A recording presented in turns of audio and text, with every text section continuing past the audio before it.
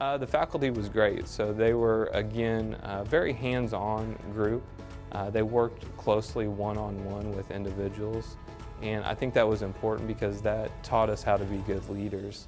And in our profession, in my profession now, that is the main focus that I try to give to my staff, the hands-on approach, the one-on-ones, guiding and helping them.